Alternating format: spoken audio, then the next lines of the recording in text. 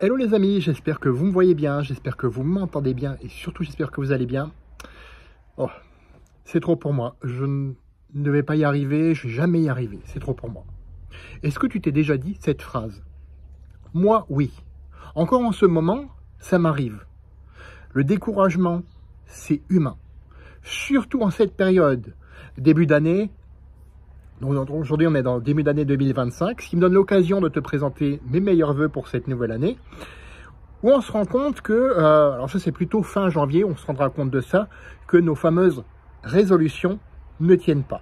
Tu sais que moi je ne crois pas aux résolutions, et c'est pour ça que je t'en parle dans ma dernière vidéo, avant celle-ci. Je te parle de ces résolutions, je te parle de pourquoi tu dois prendre plutôt des décisions plutôt que des résolutions. Et du coup on en arrive là et on se dit... Ah, c'est trop pour moi. Je vais jamais y arriver. Je vais jamais y arriver. On se dit ça, on se le répète encore et encore. Pourtant, tu es capable de bien plus que ce que tu crois. Tu es capable de bien plus que ce que tu crois. Oui, je sais, cette phrase, c'est un cliché à force d'être galvaudé, etc. Pourtant, elle est vraie.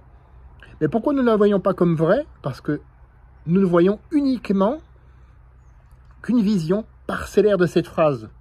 On se dit, ouais, sur le moment, je ne suis pas capable. Et c'est vrai, sur le moment, on n'est pas capable parce que on ne prend pas les choses dans leur ensemble, on ne prend pas les choses globalement. Être capable, c'est-à-dire être en capacité de. Eh bien, ça commence par être. Être, c'est quoi? S'accorder de l'attention, du temps, pour acquérir des compétences humaines spécifiques, pour aller plus loin et faire plus. Donc ça commence par soi, s'accorder du temps, de l'attention et apporter ensuite plus de valeur aux autres. Alors c'est pas de l'égoïsme tout ça, ce n'est pas de l'égoïsme, c'est de l'amour de soi avant tout. Et ça pareil, ça a été galvaudé.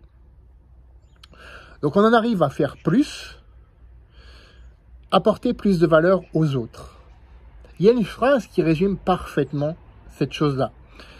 Vous ne pouvez remplir le seau des autres que dans la mesure où le vôtre est déjà bien rempli, disait Tom Rath. Tom Rath a écrit « Votre seau est-il bien rempli ?» C'est un ouvrage que je vous recommande, effectivement. Et il explique bien ceci. On n'est pas capable parce que nous-mêmes, nous n'avons pas pris le temps de remplir notre seau avant de vouloir remplir le seau des autres. Et encore une fois, ce n'est pas de l'égoïsme, mais de l'amour de soi. Donc, faire plus, ça implique quoi ensuite? Ça implique d'avoir plus.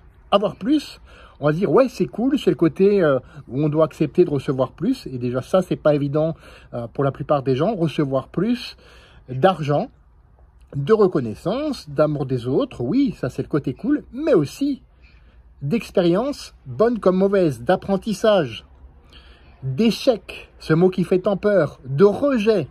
Ah, si on te rejette, c'est que t'es nul. Non. Le rejet fait partie d'accepter de recevoir.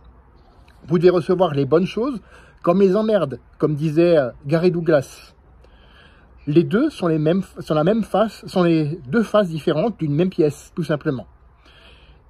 Et c'est ça, c'est cet ensemble-là, ce sont ces capacités qui sont à travailler. Si tu te dis, oh, c'est trop pour moi, je ne vais jamais y arriver.